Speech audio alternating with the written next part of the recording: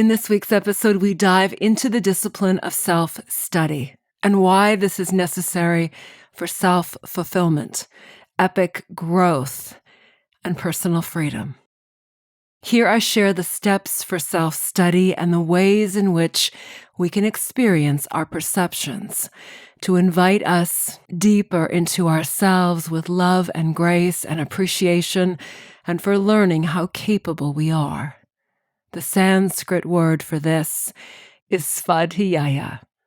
Sanskrit is the world's oldest language, and it is the ancient and classic language of India. Self-study, or Svadhyaya, refers to knowing our true identity as divine consciousness. Think of it like this. This means that you already are good enough, capable, and perfect as you are. Svadhyaya is the fourth of 5 Niyamas, or observances, that originate in the ancient text of the Yoga Sutras of Patanjali. The Yoga Sutras, or threads as this word translates from Sanskrit, are a collection of 196 short verses that serve as a guide to attain wisdom and self-realization on how to live in order to advance along a spiritual path towards enlightenment.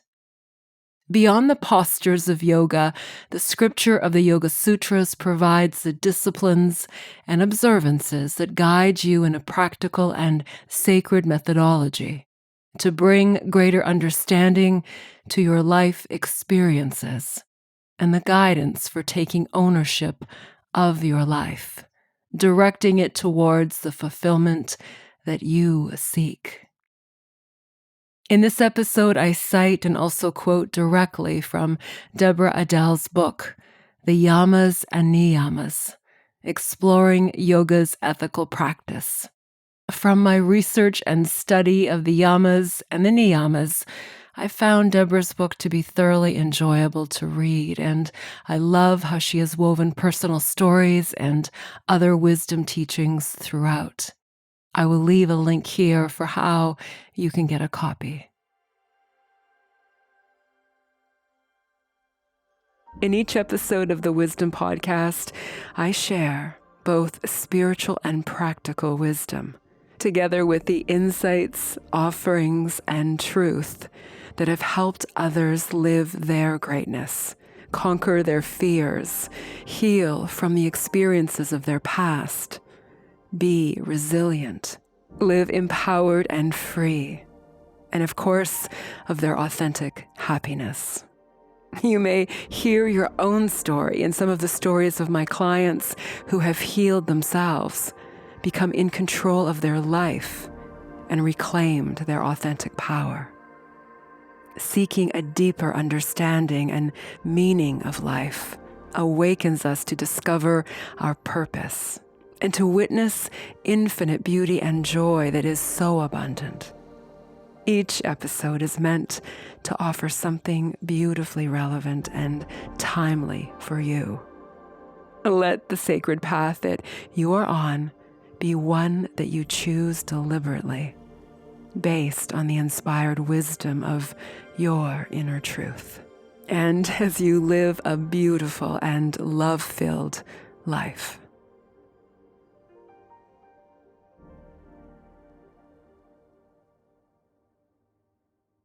The yogis teach that we as human beings are at our core divine consciousness. Around this pure consciousness, we have been impacted by our varied experiences, our conditioning, and our belief systems. This changes the way in which we see and identify ourselves, what we believe to be true, our preferences and dislikes, and our fears and imagination. If you think about the various layers that we hold, each informed by country, culture, gender, family history, the groups we belong to, and our personal experiences, it becomes difficult to remember who we truly are. Who you are is the God consciousness, You don't need to pray to a God outside of you. You simply need to be your God consciousness far more of the time, to live this, and to realize how incredible you are as your goodness. The yogis tell us that we suffer because we forget who we are. We forget that we are really the divine. Svadhyaya, or self-study, is about knowing our true identity and understanding the experiences that have shaped us. We find clues to this by watching our projections, tracing our reactions back to a belief we hold, and by courageously looking at life as it is. This process of knowing ourselves creates a path to freedom. The ability to shift the way in which we identify ourselves from our ego to being a witness, and finally to our true identity as the divine itself, is what Svadhyaya calls the joy of self-study. In her book, The Yamas and Niyamas, Deborah Adele shares this experiment, which I think you will enjoy. I know I did. On a piece of paper, write the first 5 things that come to mind that describe the world as you see it. You may want to pause this audio and do this with me now. Next, look at what you have written. Every comment that you used to describe the world will tell you more about yourself than about the world. You have just written clues into how you structure your beliefs, yourself, and your life. Every comment you make about the world, about another person, about an event, about life, is a projection of yourself and a clue to your inner landscape. The world is your autobiography. The world and others simply reflect back to us what we are seeing, not what is there. It is as if everywhere we look, there are only mirrors that show us pictures of ourselves. Consider this.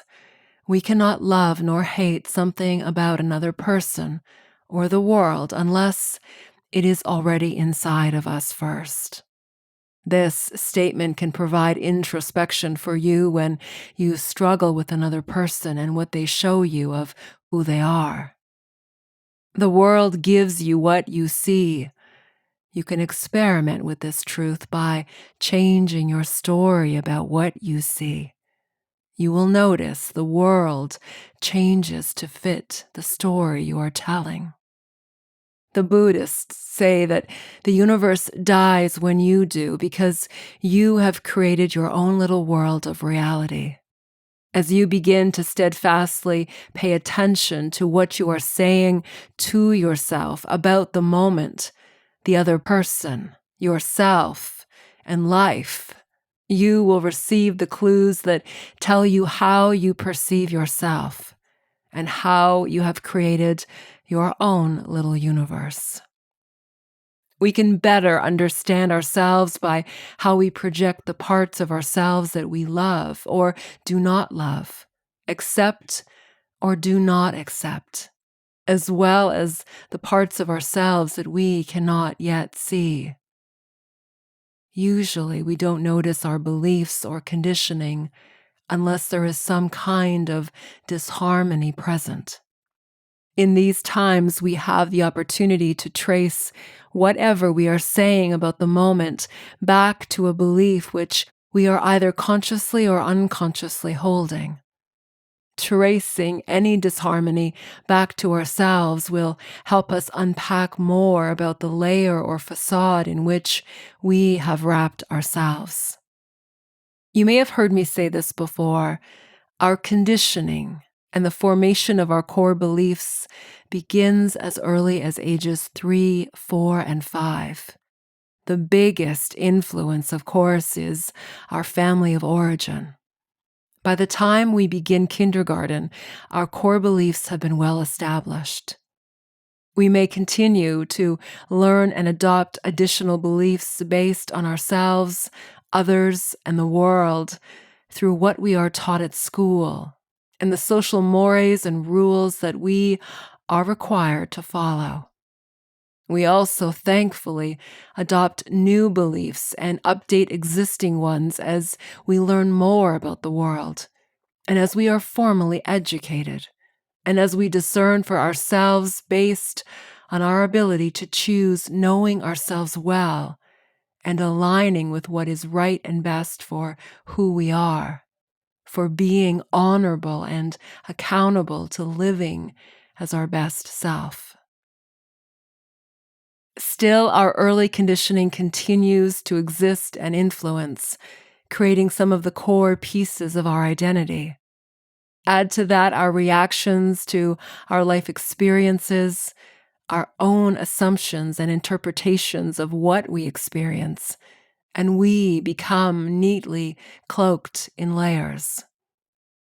When faced with disharmony, for many of us, the tendency is to blame what is outside of us and then justify what we are thinking or feeling.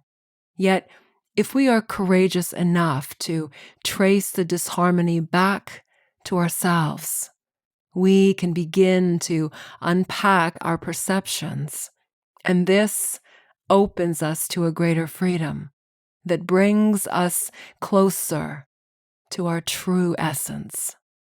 Tracing it back begins to unpack belief systems of shoulds, can'ts, musts, and right and wrong, good and bad. These models of our reality affect our state of being and our moods. We become disappointed and deeply affected when others do not fit into our belief system of how they should be. We allow our model of reality to determine how we feel, if we are successful, our happiness, and our disappointments. If you hold tightly to your belief systems and conditioning, then when something doesn't fit or conform, you might judge and label it as you justify your belief system, rather than look at unpacking what you have characterized as a part of you. In my work with one particular client, she actually described the areas in which she had compartmentalized various life situations and relationship issues, calling them boxes. She had a box for her previous marriage relationship and the damage and abuse she suffered therein, a box that contained the various power struggles and imbalances she continued to experience in her relationship with her mother, and so on. Taking a look inside one box at a time in our sessions and unpacking its contents under the microscope of a different and healthy perspective enabled her to reorganize the box in a way that gave her greater insight about herself and allowed her to contemplate her own actions and the ways in which she had continued to justify her experiences. Healing arose from being witness to herself and seeing that not all toxic experiences were because she was in some way unworthy and unlovable. If we are willing to unpack the boxes of our life, we can begin to see events and circumstances as a precious opportunity to learn the truth about the people that we dislike, the interruptions that drive us crazy, and the labels we have given to a situation or another person because they say or act in ways that we do not tolerate, because we are looking through the lens of our personal perceptions. These boxes hold some of the greatest gifts and certainly the opportunity and potential to learn more about ourselves and others. If you are resisting something, ask yourself, why? If you can find out what that something is, it will open the way to spiritual advances and a compassionate heart. We need our eyes and hearts wide open to look at every ripple of disharmony that we experience. The guideline of Svadhyaya invites us to do this, to not shut the unpleasant or hurt parts of ourselves away, but to be willing to open to them, to sense what is needed and hold kindness, compassion, and love, knowing that God lives within each of us. In Western society, we tend to analyze, fix, and seek to control so much of what our life experiences are. If we do not like something about ourselves or our lives, we keep trying to figure out what is wrong and then fix it, all the while maintaining control to keep things as we like them. Eastern thought has a different idea about this. Eastern thought introduces the idea of being the witness. The witness is our ability to observe ourselves, act, and respond. It is the ability to watch our thoughts and our emotional disturbances. This ability is what gives us clues into our matrix of belief systems. It is how we know ourselves and the stories that run us. The witness is our ability to watch the ego rather than to identify with it. The profoundness of this observing is that we begin to know ourselves as something different than who we thought we were. It is this ability to watch that begins to bring healing to our lives. Yoga's Upanishads talk about two birds in a tree. One is busy flitting around from tree to tree. The other sits on the limb watching. As long as we identify ourselves with the bird flitting around, we will be stuck in our current belief system. The more we identify with the bird who simply watches, the more we will begin to understand our belief system. The understanding of how we have created our reality is what enables change and growth in our journey. Seeing our conditioning is the first step to freeing ourselves of it. Knowing that who we are not who we thought we were begins to open up the possibility of knowing our true self. When we can see the God consciousness or divine within us, we align with our true self. The God self or source within us is called the Atman in yoga, Buddha nature in Buddhism, and Christ consciousness in Christianity. Meditation is one important aspect of self-study, as is journal writing, self-reflection, and present moment awareness. Each is a practice in which we deepen our ability to be a witness to ourselves. Reading or listening to sacred scripture and inspirational talks are other practices that can bring us closer to our true identity. Engaging curiosity and a beginner's mind, knowing that we don't know and being willing to take in the presence of this moment and each moment allows the beliefs that have never served us to fall away, and we become free and able to live in the truth of what we are. I'll close with some practical ways to embrace the teaching of Svadhyaya. First, observe yourself as a witness, and in choosing to challenge your learned patterns of interpreting yourself so that you can see clearly with your eyes open, your heart forgiving and kind. As you observe yourself and attend to your needs, you experience healing and growth. To know that you are far more than what you have been taught and also how you see yourself allows you to step forward to command more for yourself and to hold your heart open to great love that you give of yourself and to yourself daily. Another practice of Svadhyaya is to notice how you blame others for your problems or life situation, and instead to take responsibility for yourself and let others be responsible for themselves. Notice when you project onto others things that you are unwilling to acknowledge in yourself. Consider that you notice something in another person because it also exists in you, and that is both your weakness and your magnificence. Discover some of the ways in which you hold layers and facades by tracing the ripples of disharmony back to yourself. Notice what personal belief systems cause the disharmony. Is your core belief indeed true? Are you experiencing reality or a false perception? You may want to contemplate the words of Anaïs Nin. We don't see things as they are. We see things as we are. Everything you see is a reflection of yourself.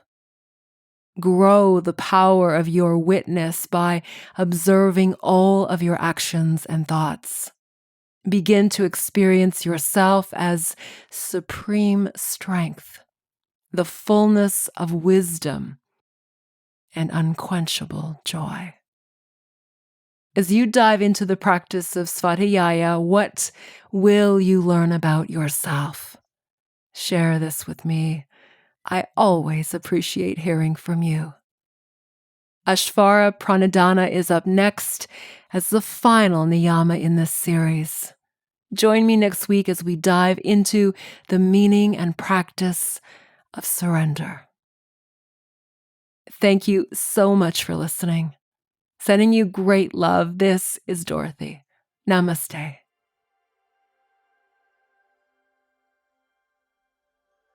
Thank you so much for joining me in this episode of the Wisdom Podcast. To hear more, please check out the other episodes right here. And I'd love for you to subscribe and share your feedback on this or any episode with me. And then join me at dorothyratusny.com, where you'll find the wisdom blog, the inspiration for this podcast, the latest online courses that I teach, my YouTube videos, and the Wisdom Archives, which are an extensive library of guided meditations, mindfulness musings, spiritual teachings, and best therapeutic practices for your whole being, and to nourish and heal your life, plus many other special offerings of love. Please also visit me on social media and say hello. Allow yourself to go within, to access your inner wisdom, and to live this. Awaken your authentic power, live your truth, and be love. Thank you. This is Dorothy.